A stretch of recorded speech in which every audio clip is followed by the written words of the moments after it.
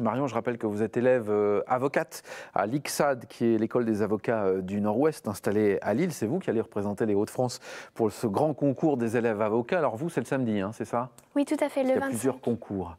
Dans quel état d'esprit vous êtes une semaine avant l'événement? Eh bien, un peu stressée, évidemment, mais aussi motivée. Et j'ai vraiment très envie d'y aller pour représenter l'ICSAD et puis pour défendre la cause que je porte. Alors, c'est un concours de plaidoirie. D'abord, en quelques mots, c'est quoi une plaidoirie? Alors, une plaidoirie, ça va être un argumentaire qui repose sur l'utilisation de l'art oratoire et de l'éloquence pour convaincre ou persuader, en utilisant soit la raison, soit les sentiments, parfois les émotions. Ouais.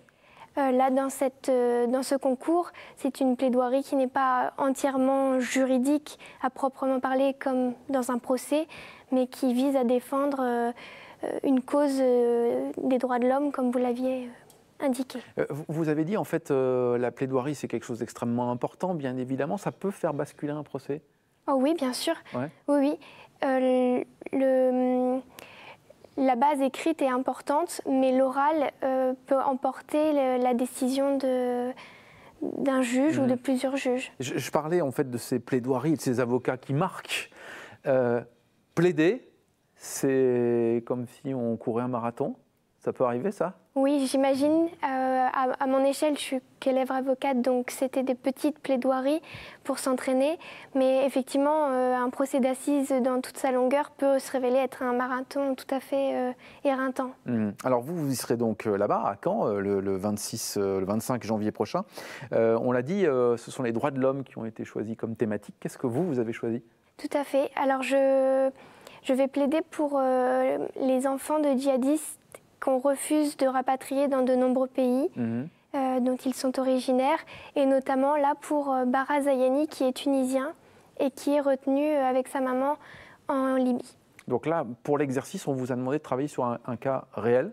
Tout à fait, un cas réel, avéré et individuel. C'est-à-dire qu'ils sont de nombreux enfants à être de cette situation, mais Bara Zayani est le cas individuel que j'ai choisi d'expliquer et de mettre en avant. Pourquoi vous avez choisi ce cas-là? Ce cas-là parce qu'il m'a émue tout simplement, parce que je suis tombée en faisant des recherches sur ce petit garçon et que j'ai décidé que je porterais sa voix à lui. Qu'est-ce que vous avez préparé, alors sans dévoiler toute la plaidoirie, mais sur quoi vous avez travaillé?